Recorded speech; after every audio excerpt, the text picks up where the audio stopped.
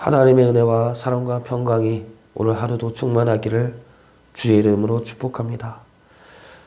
오늘 말씀은 백성들 앞에서 여호수아를 모세의 다음 지도자로 세우는 장면입니다. 그런데 여호수아를 세우면서 하시는 하나님의 말씀이 이런 상황과 어울리지 않아 보이죠. 여호수아를 세우는 자리라면 지도자로 시작하는 자리이고 출발하는 자리 아닙니까? 그러면 보통은 축복과 격려의 말씀을 할 텐데 하나님은 그런 말씀을 안 하십니다.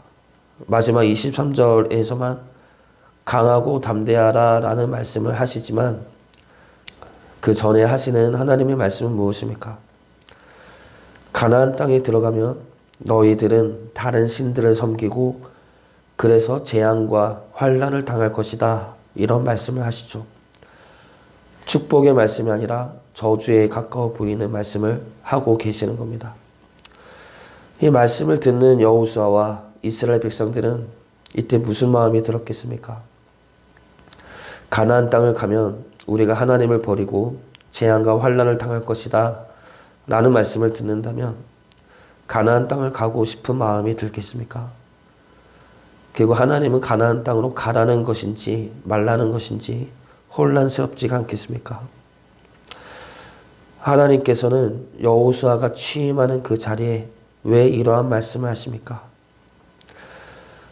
하나님이 말씀을 하시는 이유는 너희들이 하나님을 버릴 것이기 때문에 환난을 당할 것이다로 저주하기 위함이 아닙니다. 너희들이 하나님을 버릴 것이지만 그럼에도 불구하고 나는 너희들을 다시 구원해낼 것이다 라는 약속과 말씀을 주기 위함입니다.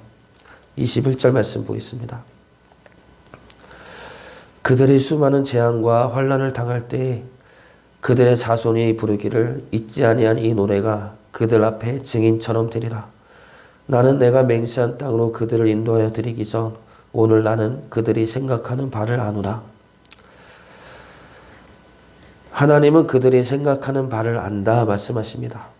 너희들이 나를 떠날 것을 알기 때문에 나도 너희들을 떠날 것이다가 아니죠.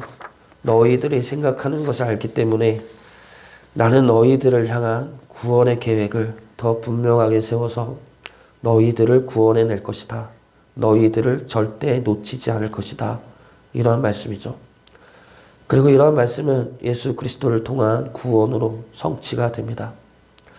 그래서 오늘 말씀은 우리가 죄 가운데 있을 수밖에 없는 우리를 아심에도 불구하고 우리를 구원해내시는 하나님의 은혜와 약속의 말씀으로 보아야 합니다.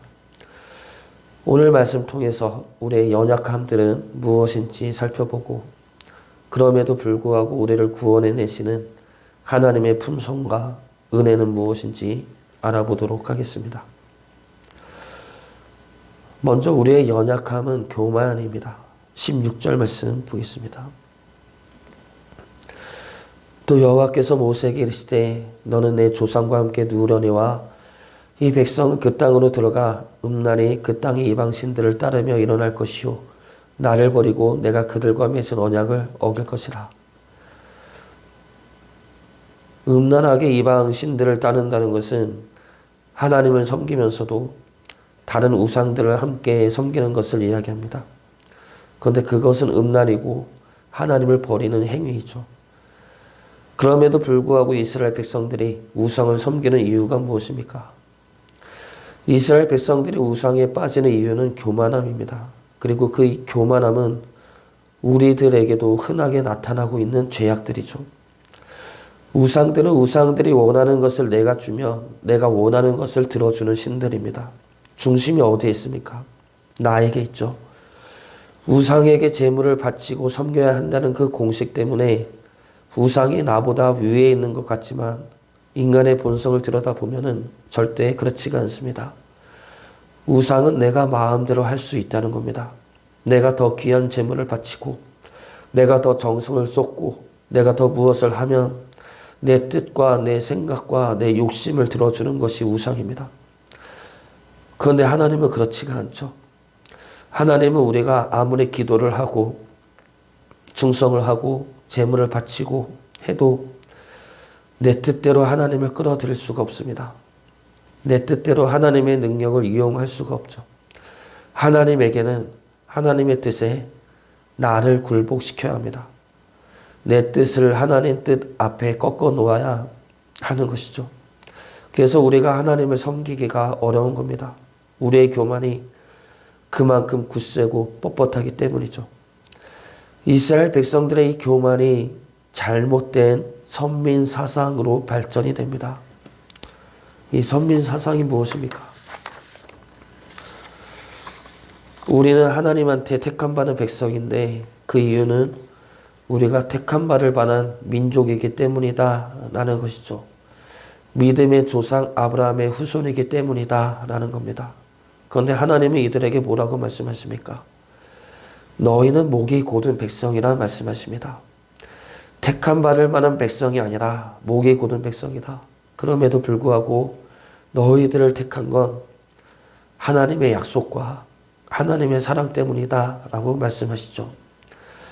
이스라엘의 교만이 먼저가 아니라 하나님의 은혜와 사랑이 먼저인 것입니다. 우리 역시 우리의 교만을 조심해야 할 것입니다.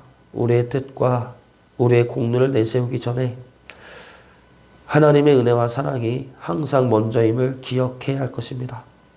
은혜의 하나님을 붙드시어 내 교만을 꺾어내고 주의 뜻에 순종할 수 있기를 주의 이름으로 축복합니다. 두 번째로 우리의 연약함은 내 환경을 중심으로 하나님을 바라보는 것입니다. 이스라엘 백성들은 하나님을 떠날 것인데 부유에도 떠나고 환난 속에서도 떠난다 말씀하고 있습니다. 20절 말씀 보겠습니다.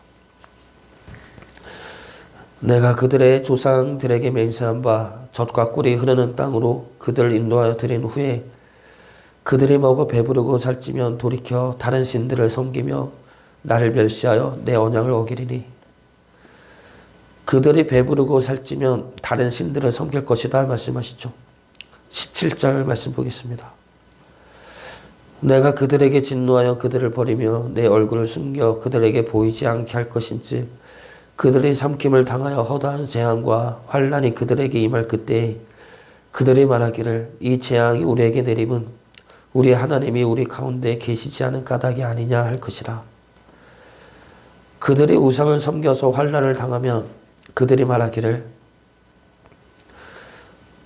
하나님이 우리 가운데 안 계시니까 우리가 이런 환난을 당하는 것이다 말한다는 것이죠. 이것은 회개의 말씀이 아닙니다. 환난의 이유를 하나님 탓으로 돌리는 것이죠. 우리가 이렇게 환난과 재앙을 당하는 것은 하나님이 우리와 함께하지 않기 때문이다. 하나님이 우리를 향한 약속을 지키지 않은 까닭이다. 하나님은 왜 우리를 내버려 두고 돌보지 않느냐 원망하는 것이죠.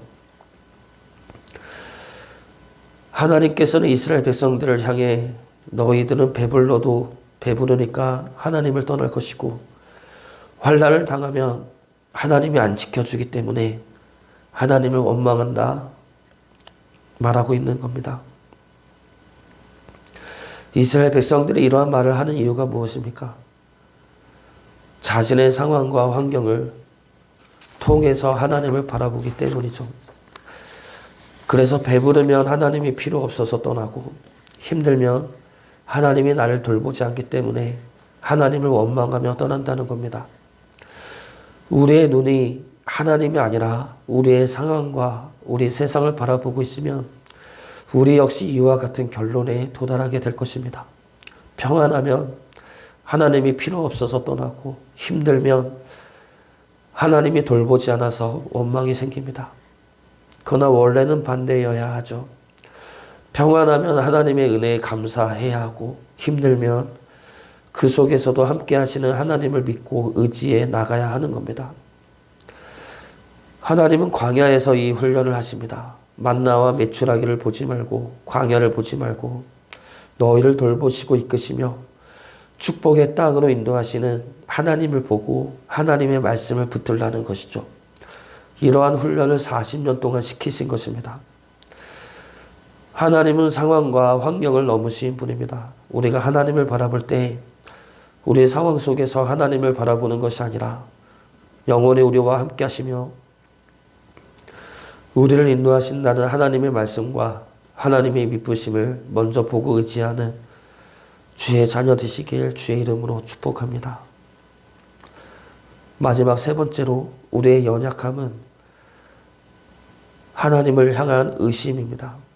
이 의심은 하나님이 우리를 버렸다라는 의심이죠. 재앙과 환난이 임하면 하나님이 우리를 버렸다. 하나님이 우리를 사랑하지 않으신다. 라는 의심이 생길 수 있다는 겁니다. 우리도 우리에게 환난이 임하면 이러한 생각이 들 것입니다. 그런데 그 환난이 내 죄와 내 부족함으로 인하면 더 강하게 드는 생각이죠. 매일 죄 짓고 사는 나를 하나님이 좋아하시겠어? 나 같아도 내가 싫은데 하물며 하나님은 오죽하시겠느냐 라는 생각입니다. 그런데 하나님의 사랑은 변치 않으시죠. 그래서 하나님은 우리를 버리지도 않으시고 포기하지도 않으십니다. 하나님은 이스라엘 백성들이 자신을 떠날 것을 말씀하시면서 그 증거로 노래와 말씀을 남기라 말씀하십니다. 21절 말씀 보겠습니다. 그들이 수많은 재앙과 환난을 당할 때에 그들의 자손이 부르기를 잊지 아니한 이 노래가 그들 앞에 증인처럼 되리라. 나는 내가 맹세한 땅으로 그들 인도하여 드리기 전 오늘 나는 그들의 생각하는 바를 아노라. 이 노래가 그들 앞에 증인처럼 된다는 말씀은 너희들이 나를 떠날 것을 하나님이 미리 예언했다가 아닙니다. 너희들이 나를 떠날 것을 알아도 나는 너희들을 가나안 땅으로 인도하여 낼 것이다. 너희들이 결국에는 나를 떠날 것이지만 나는 가나안 땅으로 인도하리라는 약속을 이뤄낼 것이다 라는 말씀이죠. 하나님은 우리가 하나님 앞에서 연약하고 죄 가운데 넘어질 것을 알고 하나님을 떠날 것을 아십니다. 그럼에도 불구하고 우리를 구원해 내시죠. 그럼에도 불구하고 나는 너를 포기하지 않고 끝까지 사랑할 것이다 말씀하십니다. 이 하나님의 끝없는 사랑과 은혜를 기억하시기 바랍니다. 그래서 우리의 연약한 죄들을 깎아내시고 하나님과 동행하는 축복을 누리시기를 주의 이름으로 축복합니다.